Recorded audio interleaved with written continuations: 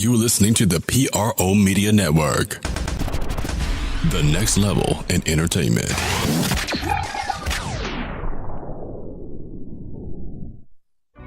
Here goes AD, throwing it down! How about a poster? Anthony Davis is on fire!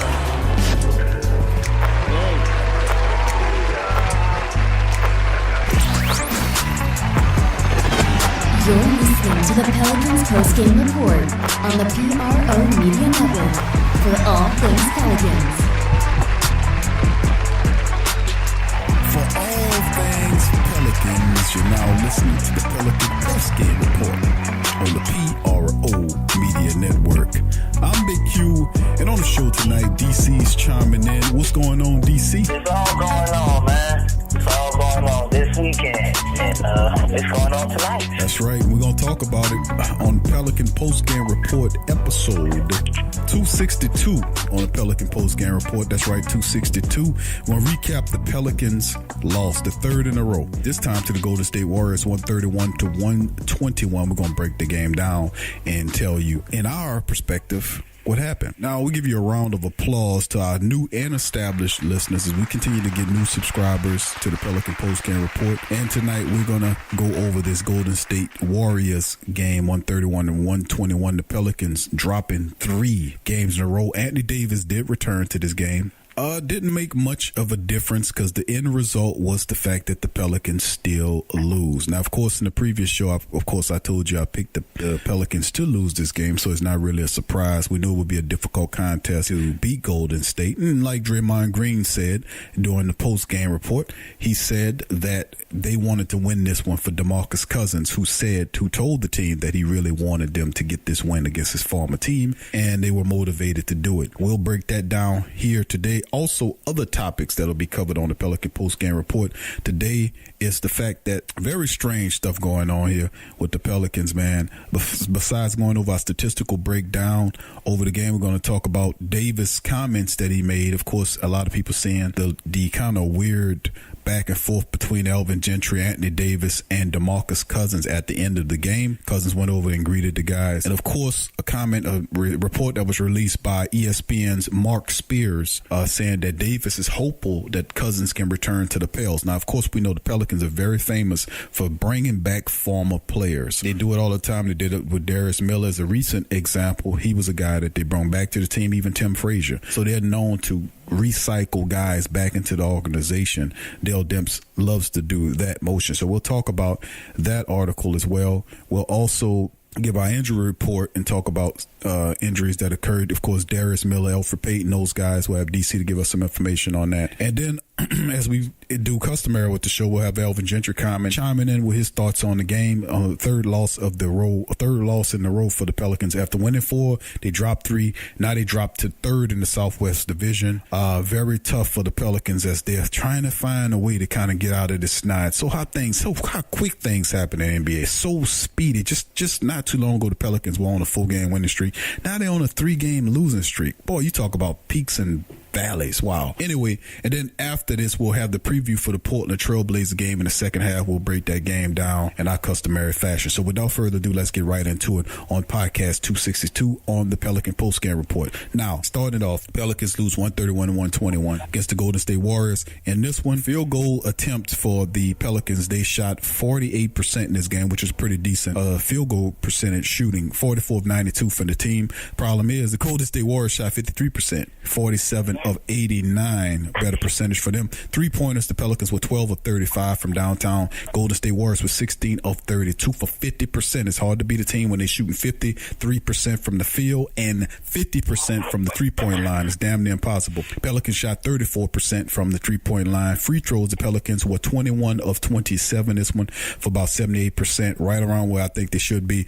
The Golden State Warriors were 21 of 30 for 70%. The Pelicans were out rebounded 54 to 51 by Golden State. They were out assisted badly by Golden State, 39 to 24. Golden State had more steals, 10 to 8, more blocks, 4 to 2. And of course, the Pelicans did have 16 turnovers, which they gave up 16 points. They did have the Golden State had 17 turnovers. The Pelicans forced 24 points out of them. Fast break points was the obvious glaring stat to me. Golden State 32 points in fast break versus the Pelicans 9. Did you hear me? I said 9. They had 9 fast break points, and the Pelicans game is supposed to be that of which it is supposed to run. 32-9 on that one. Points in the paint, the Pelicans did win that stat, 52-50, 58-52, and ultimately, that's what happened. Before we get into our breakdown on the individual basis, let's go to Coach Alvin Gentry and let him tell you what happened in this game. Here's Coach Gentry. Typical game against these guys. They're a great offensive team, and they take advantage of your mistakes. I thought that we were pretty solid defensively. They probably made 8 shots that no one else in the league could be capable of making, and those are the kind of shots you have to live with. But I thought our guys did a good job of just hanging in and staying in the game. But we had some plays that's going to cost you against these guys. We had 2 straight really bad possessions where we threw the ball away, and that's a 5-point difference right there. It just doesn't work against these guys. And then transition defense, they give up 42 points in transition against these guys. You're going to give up quite a bit because they throw it up and they take threes, and they're very capable of making those threes. But what you have to do is that you got to just be back and have your defense set so that you can try to take those away. But, all in all, I thought we played pretty good. Obviously the turnovers bother you somewhat, but I thought we did a good job of forcing turnovers against them also, and we ended up with 24 points on their turnovers. But the 12 offensive rebounds, they're not a great offensive rebounding team. We gave up 10 first half offensive rebounds, and those are the things that really kind of, at the end of the day, you have to play extremely well to beat them. And we played well, but we didn't play extremely well, and that's the way you have to do to beat this team. Coach, what did you observe in Davis's play tonight, his first game back from injury? Well, I thought he was okay. I thought he was a little winded, but, obviously they're not going to let him catch the ball and go one-on-one against anybody down there. So anytime he caught it in the post, they sent 1-2 guys at him, and, we have to have the passing lanes open, and we have to be able to throw it out and swing the ball, and we have to make plays from the weak side. You think he'll be okay to go tomorrow night, Coach? Oh, I think so. Yeah, I think so. He just got to get his timing back. Anytime you've been through training camp and you play, and then you start the season, and then immediately you have to sit out, it takes you some time, a game to get your rhythm back. But I think he'll be fine. What do you think you have to do to get the turnovers under control? Well, we only had 16, and 2 of those were charging fouls. So I thought we did a fairly good job with the turnovers. When you play with the pace that we play with, obviously you're going to have some extra ones. I just thought that we had a couple where we just lost our focus a little bit, and those are the ones that hurt, because if you take the turnovers that you're going to have, then you got to take away the ones that's mental mistakes more so than anything. You mentioned giving up offensive rebounds. Do you think some of it was just not blocking out, or just need to? No, I mean, when you play against this team also, a lot of long shots, a lot of long rebounds, and sometimes the ball just doesn't bounce your way on the long shot. So, we'll get better in that area right there. But there's a reason that they're the world champs. They find a way to win games like this, and you have to find a way to be solid enough to take the advantage that they have away and be able to make some plays. And we just didn't do that tonight. Coach, you talk about Draymond Green's game tonight. He almost had a triple-double. And it seems like, Draymond Green bothers a lot of people defensively, but he does at times bother Anthony Davis. I know you talked about the win factor and everything like that. You're not going to stop Anthony Davis. No, I'm not, because if you want to go back and look at the playoffs that they had against him, see what he averaged there. Draymond's a great player. Draymond's a great defender and a great player, and he's great for his team. I like my guy. I think he's pretty damn good. Okay, his first game back after setting out, for 2 games. His timing wasn't quite there, but I think he's done pretty good against him. Oh, we'll be okay. I mean, it's early in the year. We're missing 3 of our top 6 guys, so it's a long, long year. We're not going to panic or do anything. We lost to a really good Utah team. We lost to a very good Denver team, and we lost to the world champs. And so, there's no reason to panic or do anything else except, line up tomorrow and play Portland and try to get better than we were tonight. that's the way to do it. That was Coach Gentry breaking down the game, giving you his information on it. And DC, before we get to the individual stats, my friend, you seen this game. Please share with the family out here your comments quickly on what you thought about why this team lost tonight. Two things, as you said, man. Those fast break points and those 3-pointers, man. I mean, it's very hard to beat a team shooting 50% from three. I mean, we only lost by 10. But there was a lot of things we could have did better to give ourselves a better chance. But we also let them assist on 39 and 49 shots that they made. 47 shots that they made. That's insane, man. We were neck and neck with them with the turnovers. I mean, they scored more points off their turnovers, but it all boiled down to those fast break points and that 3-point line. And we usually dominate in the paint. They got 52 points in the paint as well. So it's like, man, what do you do? The team doing that. We couldn't defend and we couldn't hang with them scoring. In my opinion, we needed Anthony Davis at 100%, and he clearly wasn't that last night. And there's no way we're going to beat the Warriors without AD and Drew Holiday and Nikolai Mirotic all having monster games. And we couldn't put it all together. Couldn't put it all together, indeed. Looking at some of the individual statistics in this one, man, and Drew Holiday was a top dog. 42 minutes in this one. He's 9 of 19 from the field, 2 of 8 from downtown, 8 of 11 from the free throw line. He had 9 assists in this game, 3 rebounds, a couple of steals, and 28 points for Drew Holiday. Big ups to him and his good effort in this one. And then, of course, the second top scorer in it was Nikolai Mirotic, who continues to be the Pelicans' second best offensive weapon behind Anthony Davis. Through 32 minutes of play, Nico had 10 of 15 from the field, 2 of 7 from downtown, 4 of 5 from the line. He had 12 rebounds, 9 of which were defensive rebounds. He had 2 steals in this game, also 26 major points in this one. E'Twaun Moore was bringing up the rear. He had 21 on 9 of 16 shooting from the field, 3 of 4 from downtown. He had 4 rebounds in the contest, but he had 5 personal fouls. So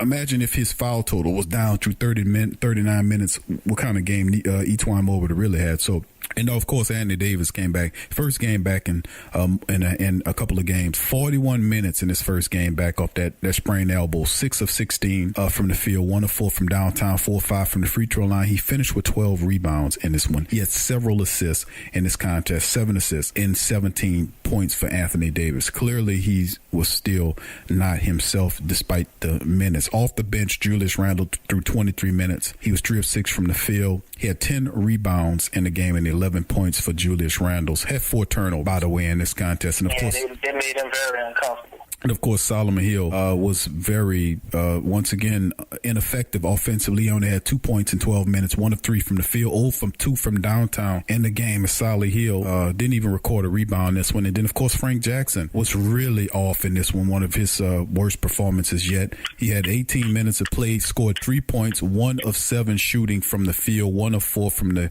3-point line in this one. He had 4 personal fouls and a turnover. He was totally just, his game wasn't there. And then Ian Clark in 12 minutes had 5 points in the game. Of course, Sheik Diallo didn't play for the life of me. I don't understand. Once again, Sheik Diallo, whose energy effort off the bench, did not play, and he was DMP'd. That made coach's decision. Coach decided just not to play him in the game. And of course, Wesley Johnson, who they traded Alexis Jenker to get Wesley Johnson, he was DMP'd. Jaleel Okafor was DMP'd. And of course, the last player on the bench, Kendrick Williams, we knew he wasn't going to play. But those other guys, I would expect Wesley Johnson and Sheik Diallo to play. Okafor, of course, this was the statistic, just a little sidebar before we get into the game, before I break down the rest of the game. Funny part about it, DC, man, is the fact that I keep looking at this whole this scenario and it replays in my mind. See, unlike a lot of people that watch sports, they have that nearsightedness. I suffer no such affliction. The reality situation is that I go back to last year when Elvin Gentry was coaching this team, and I remember exactly what Elvin Gentry did with Sheik Diallo when he refused to give him minutes. I remember shows, multitude of shows where I was complaining on the mic. We did about 6 or 7 shows where we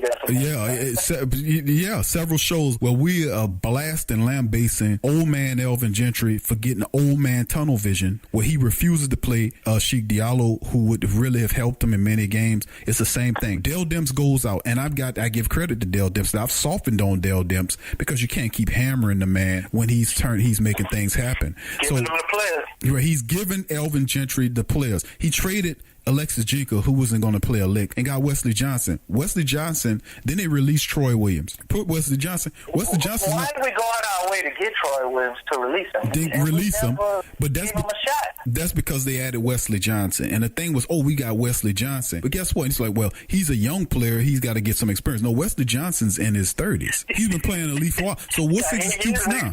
Right. So what is your excuse for not playing Wesley Johnson? You see Solomon Hill is ineffective. Why not play Wesley Johnson and Jaleel Okafor? Wesley Johnson averages 7.2 points for his career. You can't tell me we can't use that? It's totally, but it just befuddles me, man, how just ridiculous sometimes. I just want to grab Elvin Gentry and give him a new pair of glasses to say, look, take these bifocals and look at your lineup and create a off-the-bench lineup that you can depend on. Whatever you're going to do, mix and take Jaleel Okafor, put him in the mix with Julius Randle. I even give it to you. So you don't even have to think, Elvin Gentry. Just listen to the Pelican postgame report. We'll give it to you. You don't know what to do with your bench? Here's your bench roster. This is the 5 guys that you're going to come off the bench to supplement your 5 starters. Okay, you listening? Point guard, Frank Jackson, off the bench. You understand that? That'll be the top guy off the bench. Top center off the bench, Jaleel Okafor off the bench. Number 4 off the bench, Julius Randle off the bench. Small forward off the bench, Wesley Johnson.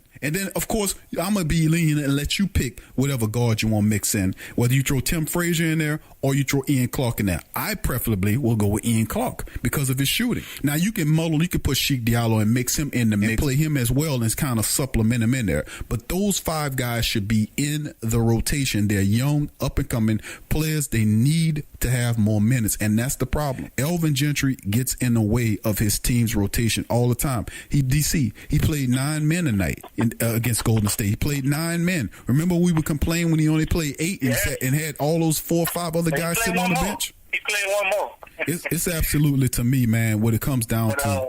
I think you hit the nail on the head, man, because, I mean, that's where we're going. The way we built this team is built for depth. We have a very good bench compared to a lot of other teams, and why won't we use them? Like, it's crazy. It's very maddening at times. And then you've seen what things were going with the Warriors. They got up on us a lot, man. Sometimes when you're playing a team like that and you're overmatched and they're scoring, you need to give guys a break. Go deeper in your bench. I mean, we can look at the Warriors. They went deep. What's their motto? Was it all hands on deck or something? They have some type of team mantra. Take the guys off their bench. So they went 12 deep against us, against not. It's absolutely insane. Right, I'm gonna have you to hold your comment until the other side of the break. We're about to hit the break. When we come back, we're gonna finish up on the topics. What happened with Anthony Davis, DeMarcus Cousins, the story behind it by Marcus Spears. Also, we're getting to the injury report, and we're gonna have the Pelican and Trailblazer preview on the side of the break. Stay with us. You're listening to the Pelican postgame report.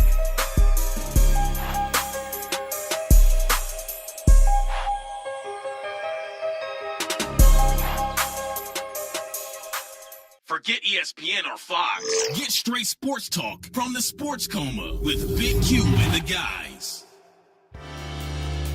Do you need a domain name? How about a host for your website that can work with WordPress? Try Namecheap.com. They make registering, hosting, and managing domain names for yourself or others easy and affordable because the internet needs people. Namecheap is an ICANN accredited domain register and technology company founded in 2000. It's one of the fastest growing American companies according to the 2018 Inc. 5000, celebrating nearly 2 decades of providing unparalleled levels of service, security, and support. Namecheap has been steadfast in customer satisfaction with over 10 million domains under management. Namecheap is among the top domain registers and web providers in the world. They offer a full selection of popular and unique domains along with fully featured hosting packages, SSL security certificates, WhoisGuard privacy protections, and more, all at the lowest prices in the industry. So if you need a domain name or hosting or anything else, think Namecheap.com. That's right, Namecheap.com. Check the description section below for link. There's a lot of reasons to be a fan, but only NBAStore.com has all the gear. Sports fans are gearing up and saving big at Fanatics.com, the world's largest collection of officially licensed fan gear. From all the leagues, teams, and players you love, unique one-of-a-kind designs exclusively by Fanatics, and autographed collectibles from today's biggest stars shipped directly to your home. Join Fanatics Rewards for free to earn fan cash on every purchase.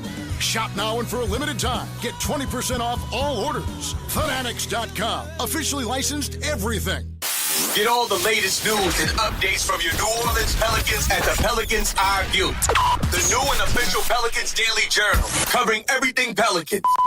Attention, everyone. Get breakdown on games, free agent signings, and potential moves. Unbiased opinions and straight up facts with statistical analysis from G Balance. Go to www.thesportsdaily.com/Pelicans-I-View.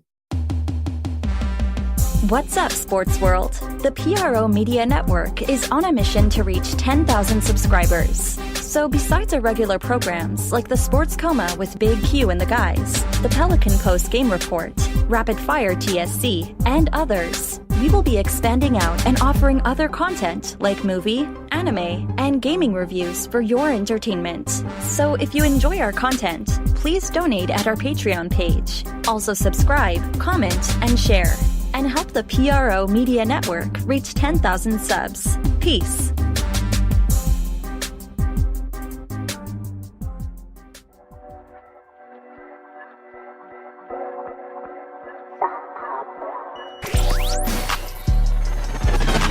You're listening to the Pelicans postgame report on the PRO Media Network for all things Pelicans.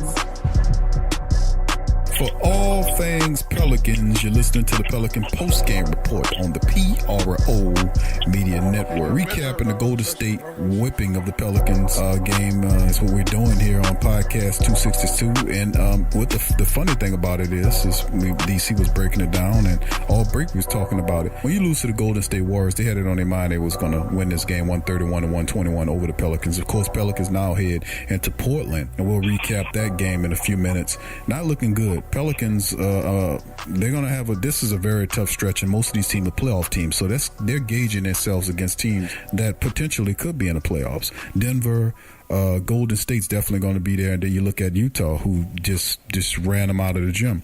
Quickly before we get into the rest of our topics, we're going to go go over the injury report by the Pelicans. Of course, they still list AD day-to-day with the elbow. They say he's doubtful for the Thursday game against Trailblazers. It'll be interesting to see if he play. Hopefully, I think he probably will play. They say he's doubtful, though. So I hope he didn't aggravate that injury or what have you. Darius Miller, who's missed a handful of games, is still out with a quad. He's been ruled out against the Trailblazers.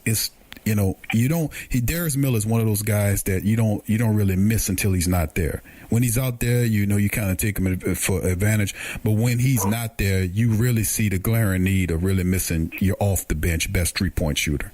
To me, Darius Miller is sorely being missed right now. And then, of course, Elfrid Payton, man, he went down in the game against Utah where he hurt that ankle, and he's been ruled out for this game. And they're saying possibly, this is coming from Mark Spears of ESPN, that he could possibly play in the game against Trailblazers, but I doubt it. There's conflicting reports saying that he's going to be out for this one, but they can damn sure use Elfrid Payton, no doubt about it. And of course, the last one is Julius Randle. Of course, Julius Randle played 23 minutes in the last game against Golden State. He's still dealing with a foot injury. So they kind of have him on somewhat of a minute restriction and how they handling Julius Randle, still working his way out of that foot situation. So that's the Pelicans injury report. And DC, let's go back into finishing up the recap on this Golden State Warriors so we can move forward with the rest of our topics. Feel free to continue your thought from the prior break. My thought process basically was talking about how they went deep on us, man, and they got minutes out of their guys and still managed to play 37 minutes on all of their starters. The Warriors do a fantastic job with their rotation. If Allen Gentry wanted a hint or a tip, just look at what the other teams are doing and substitution players accordingly, because everybody seems to use their bench on us, and we're usually left trying to play eight guys now. It used to be 7. I remember at one time it was 7. That was just ridiculous. But we can't continue to do this. I understand we're a little banged up. You got all those guys hurt. That's even more so. You got 3 guys in our starting lineup. Well, two in our starting lineup. One potentially coming with Alfred Payton. If he starts back, he's still dealing with that injury, but he may play. So you got these guys banged up. AD's hurt, and he plays 41 minutes. The way AD played last night, to be honest, man, I didn't really want to see him play. He just got about 32 minutes last night. He didn't look like AD to be like, why is he playing 41 minutes? Drew Holiday playing 42. I can understand that. It was amazing that Equan Moore played 39 with those 5 fouls that he had. I understand why Julius Randle only got 23 minutes. Solomon Hill, his 12 minutes, because it easily went to Sheik Diallo. I'm sure we would have got more production if we would have gave that to Sheik Diallo. Why does Jaleel Okafor not get a shot in the game? I mean, we had a bunch of lobs, a lot of stuff going on in the paint. Jaleel Okafor ain't the best defender, but he's a big body. You can't just completely dog him in the paint, even though he's not Andy Davis. And I'd have loved to see Wesley Johnson at least suit up and see what he could give us. And we took way too long before we allowed Ian Clark to get 12 minutes. Frank Jackson, I liked him coming out early, but he had an off game. We should have quickly seen Ian Clark, in that situation. So I think Alvin Gentry, a lot of times, with his rotations, I like his offensive mind, but with his rotations, man, it's like, does he write this stuff down like 2 weeks before and he just doesn't adjust it based on what's going on in the game, based on injuries, based on... He just had his mind made up what he was going to do as soon as they came out there. As soon as he seen the team on the schedule. I don't know how it works with him, but I love to hear him talk about it, though. Elvin Gentry, that's the major flaw in the Elvin Gentry game, is the fact that he is a guy that doesn't adjust well. And that's the crazy part about it, is that when it comes down to player personnel, it's 8 guys. He prefers to play 8 to 9 guys a night. And that doesn't make sense to me. When you have injuries, you don't want to... You win as a team. Now, of course, certain nights Anthony Davis is going to take over, Drew Holiday is going to take over and help guide the team. But as a team, it takes pressure off those guys having to do it all the time. Then they get wore down, and then you discover that you have enough personnel to win, but you don't know how to win without your core star. That's an issue. And that's something that they're going to have to get to, because obviously Andy Davis might miss a few more games based upon this. They're going to have to learn to win without AD. But anyway, that'll do it for the Pelican and Golden State Warrior breakdown. A little information here. The Pelicans are playing their 5th game in 7 days, their 3rd game in 4 days, and the second of a back-to-back set tonight in Portland. After playing Golden State last night in Oakland, the Pelicans head up to Portland. Well, they'll face Trailblazers team that into tonight's game, a contest with a 1 day's rest on the Pelicans. And, of course, Las Vegas has the Pelicans as a 4.5 favorite. The only way I see that happening is if the referees are they're working for Vegas. That's the only way I can see the Pelicans pulling out this one. Because if Anthony Davis doesn't play, I don't see how they're going to win this game the way they're reeling. But anyway, before we get to that Portland and Pelican preview, let's get into that story, DC, about DeMarcus Cousins. Of course, DeMarcus Cousins was seen on the sideline having a discussion with Elvin Gentry and Anthony Davis, and he got a little bit animated, and he was walking off and whatnot. And that's really, kind of odd. After the game, you see the little jabbering or whatnot, he animated.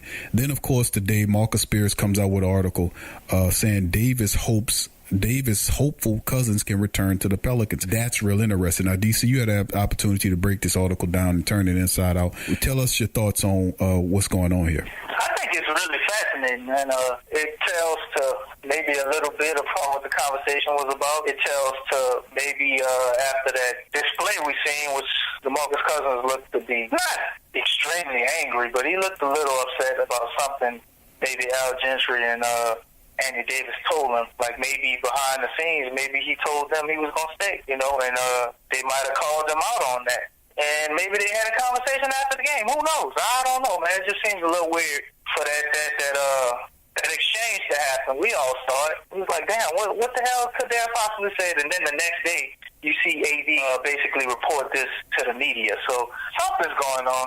I don't know what it is. I don't really know how to feel about it to this point. You know how we are here. New Orleans fans are loyal, man. And a lot of times, if you leave on a bad note, we don't really want you back. DeMarcus Cousins could possibly change his tune if he comes back a more mature person. I'm sure he's learning how to be a complete team player over there with the Golden State Warriors, as he's kind of started to do with us.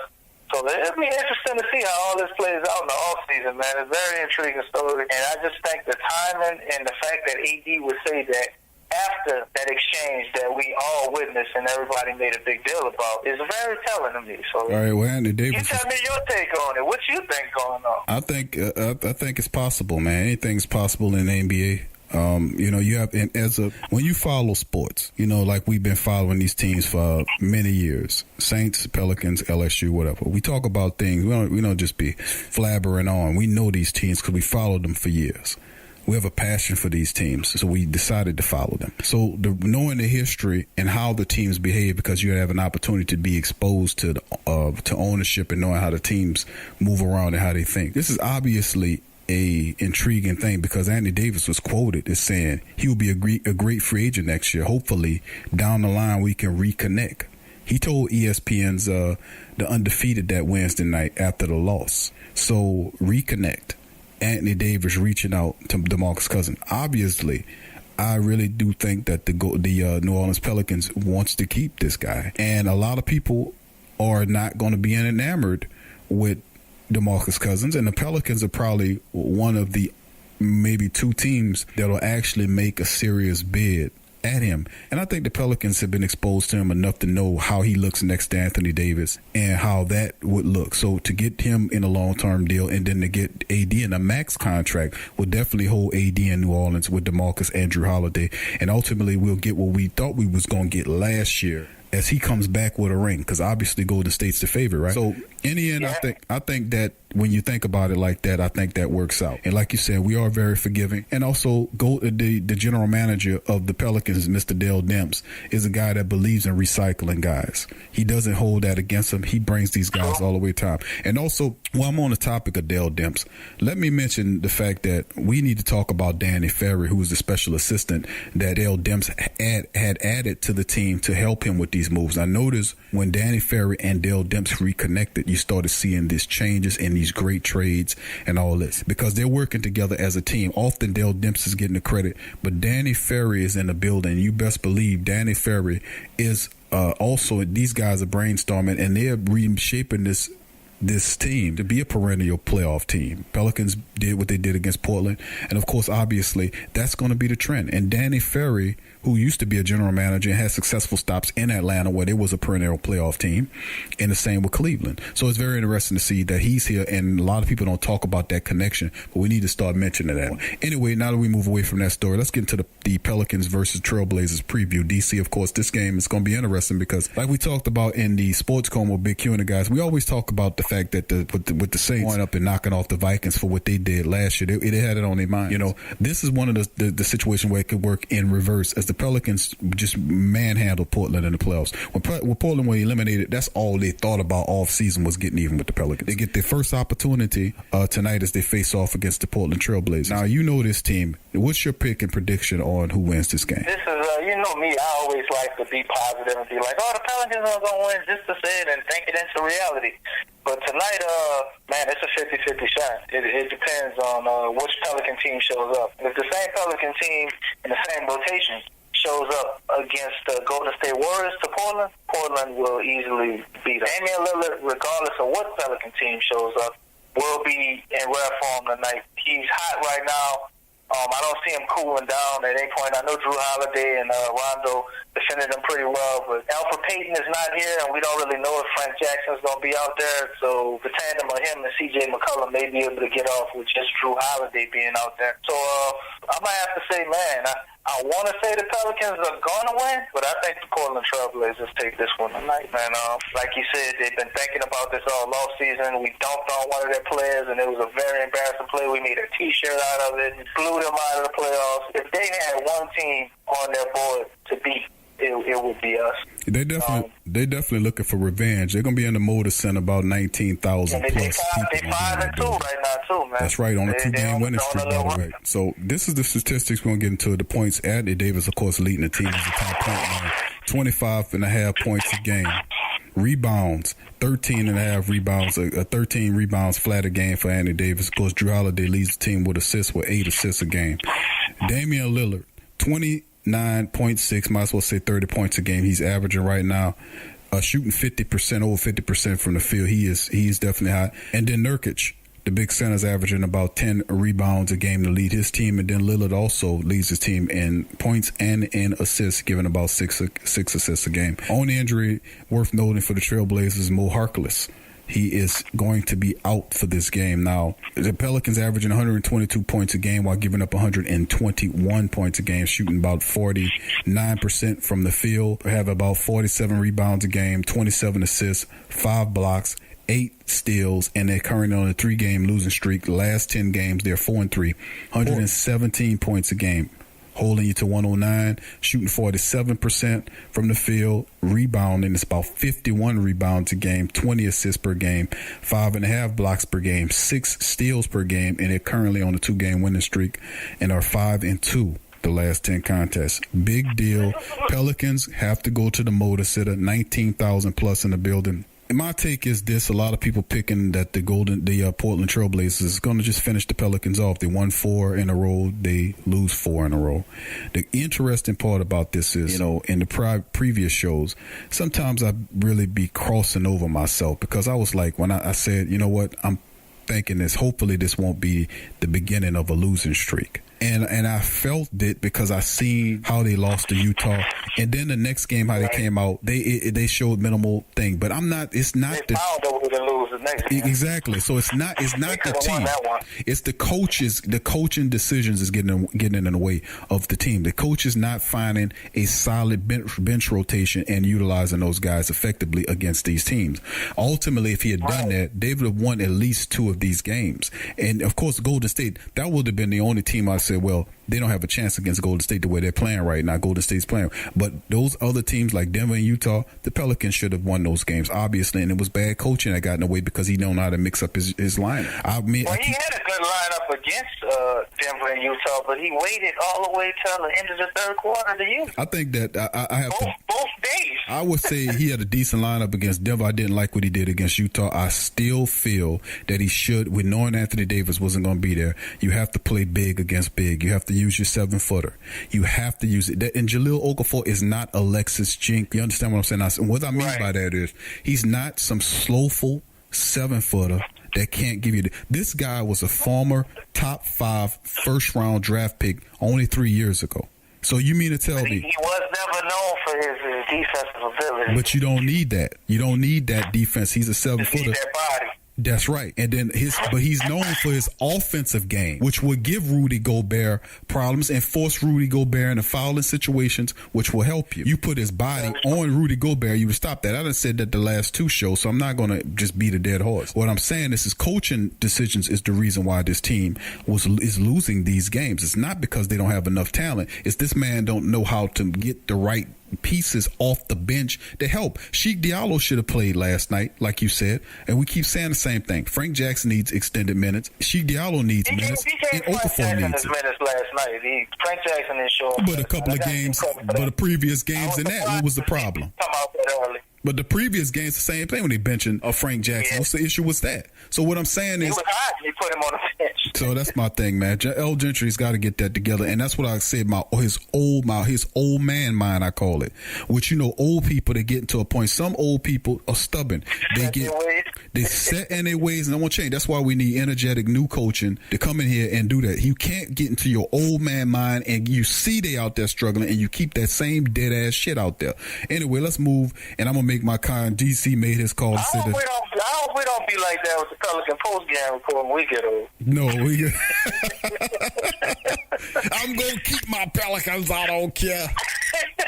No, we're not gonna be like L. Gentry because we're gonna make it a point to not be like L. Gentry. So that's right. But anyway, my call on this one as we about to get out of here, I have to say, you know what? In my mind, Anthony Davis is more than likely not going to play this game. Of course, the latest report is saying that he's doubtful for this game. But if he plays in this game, I think that the Pelicans. You know what? I say the Pelicans are going to beat this Portland Trailblazers. I'm going to go out on a limb. I'm going to go out on a limb and give it to the Pelicans. Now, I've been calling, I'm going to give it to them. I'm going to say the Pelicans are going to get by with a tough win against Portland and stop that slide. I think that's the things that the Pelicans have to focus on doing. I know they don't want to complete this road trip the way they do and come back with their tail between their legs, getting whipped by those teams. The Pelicans stop the bleeding and get a win against Portland in the Motor Center. I'm going to give it that call. So that's what's going to happen. The Bulls, once they end their road trip, the Bulls ain't looking like free lunch. They actually playing pretty good. Anyway, that might be true. But, we're going to see. But anyway, that'll do it for the show today. Thanks, you guys, for chiming in with us on the Pelican Postgame Report, episode 262. And as always, if you enjoy the show, you can support the shows in a number of ways. You can help us out. You can join patreon.com/the PRO Media Network and become a contributor, where you can also, financially assist the show to help us get closer and closer to show realities like the Sports Coma Live, which the next thing we're working on, a live show where we'll be able to interact with you through telephone conversation and super chat as well. We also have social media pages where you can join and subscribe, share the links with your family, friends, and other people. And then, of course, this is sponsors, our sponsors. Go to the sponsors and buy something from the sponsors to help the show. Those 3 different ways you can help this platform out tremendously. And remember, it's all our platforms. We're here together and we're talking about the team that we love to cover and having fun doing it. So, if you can, do whatever you can to help us out here at the Pelican Postgame Report and the PRO Media Network. And as always, thank you guys for chiming in, new and established listeners of the show. And from me and DC and the whole Pelican Postgame Report staff, peace. Peace.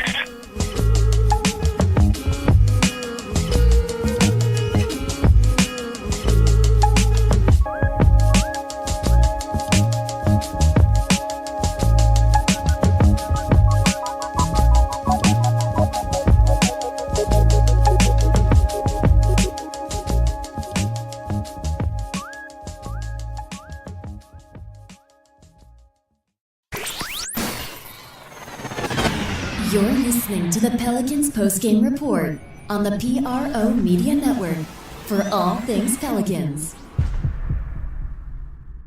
What's up, sports world? It's Big Q talking at you from the PRO Media Network, letting you know that we're attempting to make things a lot simpler on our listeners and viewers of our mini podcast. So as a result, we're leasing down a lot of our shows to have their own channels for your convenience. Starting soon, shows like Ring King Box, LSU's Tough Tiger Talk, the Pelican Postgame Report will all have their own individual YouTube channels. So thank you for working with us during this process. Thank you for subscribing. Thank you for sharing. Thank you for commenting.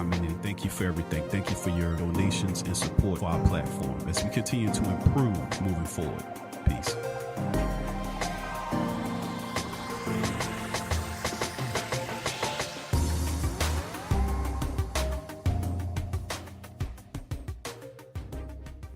Tea is your escape.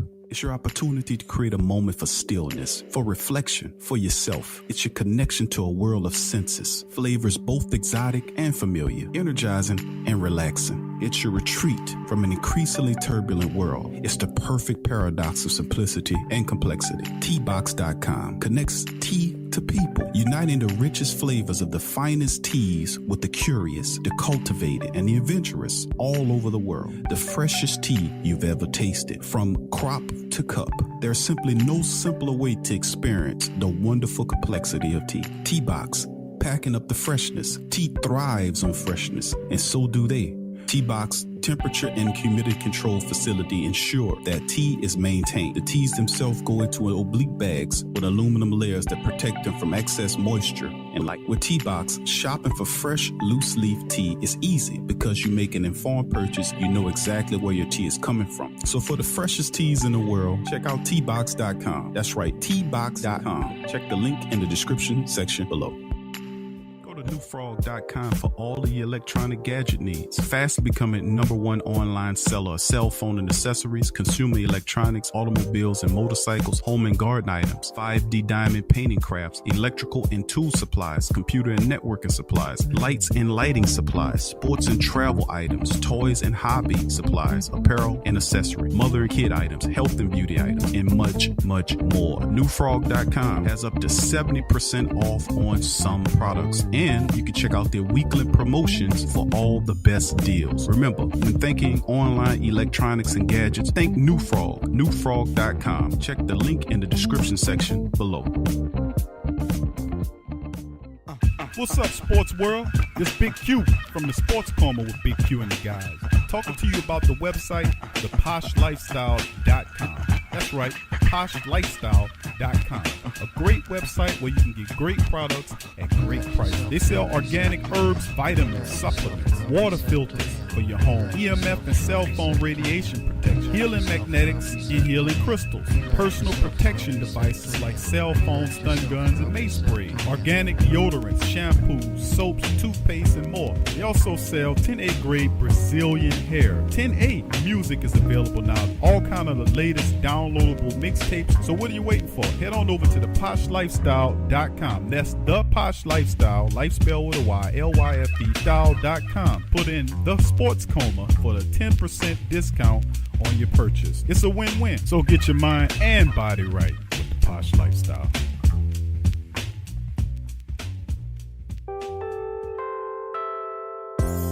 In today's world, children are bombarded with negativity on television, online, and at school. Our kids need to have a positive outlook on life and the world around them. I want to share with you a valuable resource you can use to bring positivity into your child's life. It's the new book, 101 Powerful Children Affirmations, a guide to positive child self-image, from author and dad, G.J. Barabino. This is a simple guide loaded with wonderful and inspirational affirmations designed to uplift young people's spirits. This positive and powerful children affirmational is chock full and loaded with wonderful inspirational sayings that will lift your child's self-image to whole new levels through the awesome power of spoken word.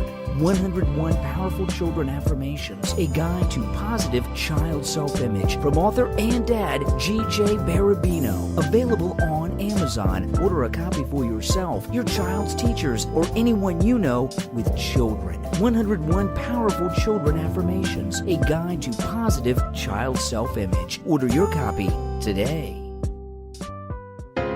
Vapor DNA is the absolute premier online vape store, offering an industry-leading selection of e-cigarettes, e-liquids, and accessories. Our friendly and knowledgeable customer service team is always ready to provide the best customer service experience to ensure you find what you're looking for. We guarantee our vaping gear shop products to be 100% genuine and the lowest price.